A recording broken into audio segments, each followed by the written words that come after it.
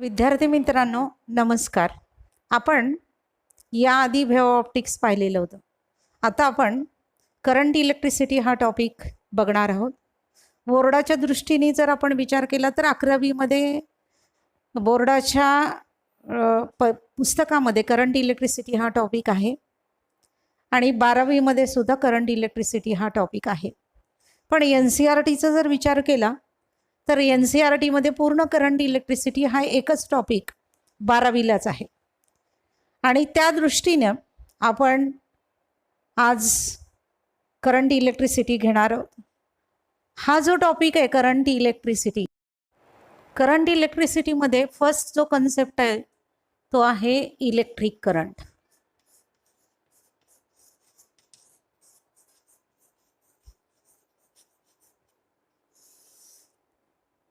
Rate of flow of charge through the conductor is known as electric current.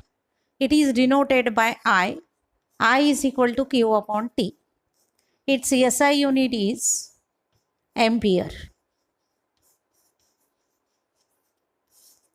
Or we have to write capital A. 1 ampere is equal to 1 coulomb divided by 1 second. What is the way to define 1 ampere?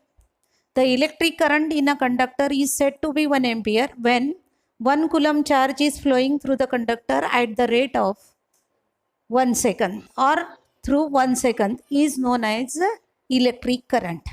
It is a scalar quantity. It's having the dimensions m0, L0, T0 and I1. These are the dimensions of electric current. We know that charge neither be created or nor be destroyed according to the quantization of charge. Quantization of charge, or we have to say that conservation of charge. Charge neither be created nor be destroyed. It can be transferred from one isolated system to another isolated system. And therefore the total charge on any isolated body is equal to integral multiple of plus or minus integral multiple of electronic charge. Therefore the current I is equal to plus or minus NE upon T.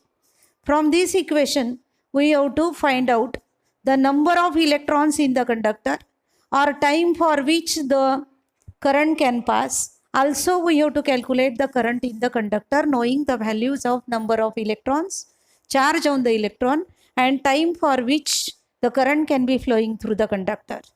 After that, we have to see the very important law. That law is known as Ohm's law.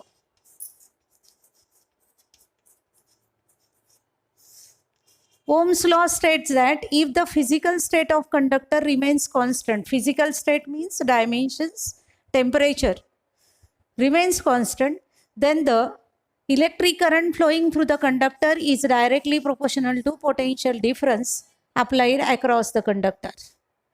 And therefore, the ratio of V by I is always constant. That constant is known as resistance of the conductor. Resistance of conductor. We know that what is meant by resistance? Resistance means it is the opposition to the flow of current by the conductor is called as a resistance of the conductor. Its SI unit is ohm. 1 ohm is equal to 1 volt divided by 1 ampere. The resistance of the conductor is said to be 1 ohm when 1 volt potential difference applied across the conductor causes a current of 1 ampere flows through it. The reciprocal of resistance is known as a conductance. It is denoted by capital G and given as capital G is equal to 1 by R. Its SI unit is ohm raised to minus 1. After that, we have to see the concept of specific resistance, or it is also called as resistivity. It is denoted by rho. To understand the concept of specific resistance or resistivity, we know that at a given temperature, The resistance of material of conductor is directly proportional to length and inversely proportional to area of cross section. This can be written as R is equal to rho into L upon A, where rho is called as a specific resistance of the conductor, and therefore rho is equal to RA upon L. Its SI unit is ohm meter. If rho is equal to R, means A is equal to 1 meter square and L is equal to 1 meter. From this, we have to define the specific resistance of material of conductor is defined as resistance of material of conductor of unit length and unit area of the conductor. This specific resistance is the property of material of conductor. It only depends upon the temperature, not depends on area of cross section as well as length. The reciprocal of specific resistance is known as conductivity. It is denoted by sigma. Sigma is equal to 1 by rho. Its SI unit is ohm meter raised to minus 1. After that, we have to see very important phenomenon in this topic is temperature coefficient of resistance. Temperature coefficient of resistance.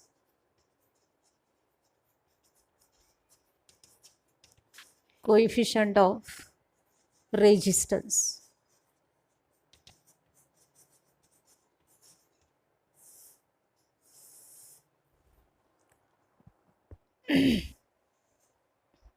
Temperature of conductor can be increased. At that time, its resistance also increases. Means the resistance of the conductor depends upon its temperature.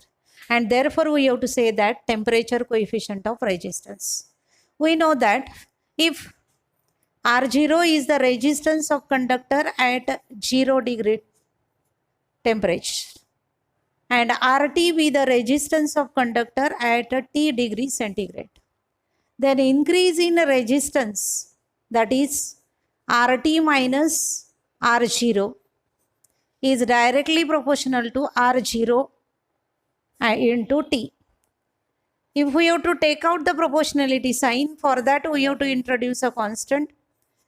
Therefore, it is known as alpha into R0T, where alpha is known as a temperature coefficient of resistance. Therefore, alpha is equal to RT minus R0 divided by R0T. Its SI unit is per degree centigrade.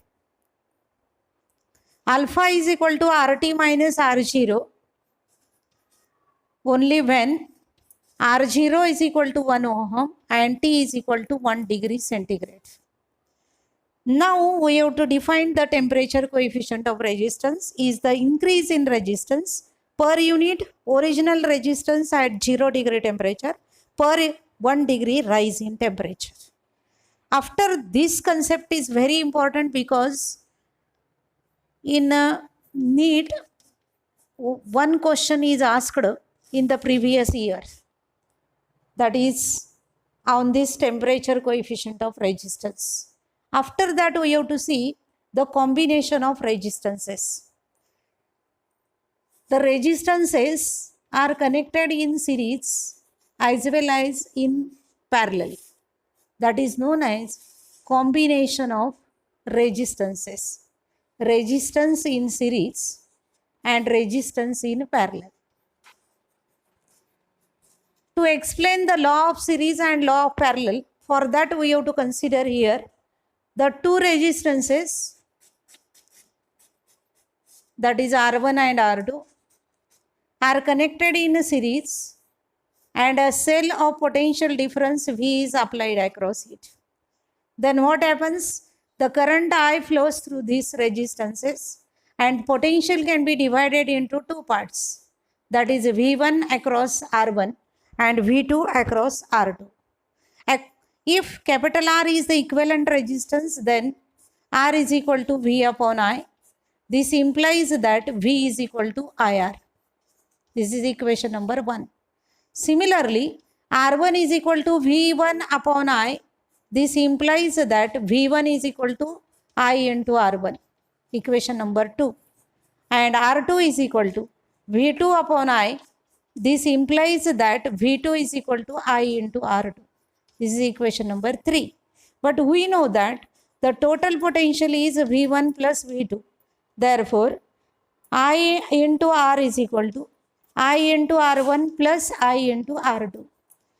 I gets cancelled. Therefore, R is equal to R1 plus R2. If number of resistances R1, R2, R3 dash dash are connected in series, then RS is equal to R1 plus R2 plus dash dash RN. Means the equivalent resistance of the series combination is equal to sum of the individual resistances. If all resistances are of equal value, then the equivalent resistance RS is equal to N into R. After that, we have to see the parallel combination. Now, consider two resistors of resistances R1 and R2 are connected in a parallel, and a cell of potential difference V is applied across it. The current I supplied by the cell gets divided into two parts. I1 flows through R1 and I2 flows through R2. From this, if R is the equivalent resistance of this combination, then R is equal to V upon I. This implies that I is equal to V upon R. This is equation number 1. Similarly, R1 is equal to V upon I1. This implies that I1 is equal to V upon R1. Equation number 2. R2 is equal to V upon I2. That implies that I2 is equal to V upon R2. But we know that from the figure, current I is equal to I1 plus I2. Put the values. V upon R is equal to V upon R1 plus V upon R2. V gets cancelled. Therefore, 1 by R is equal to 1 by R1 plus 1 by R2. If number of resistances of values R1, R2 dash dash Rn are connected in a parallel, then 1 upon Rp is equal to 1 by R1 plus 1 by R2 plus dash dash 1 by Rn. Means the reciprocal of equivalent resistance of series combination, parallel combination is equal to sum of reciprocals of individual resistances. If all the resistances are of equal value, then Rp is equal to R upon N, and hence Rs upon Rp is equal to N square.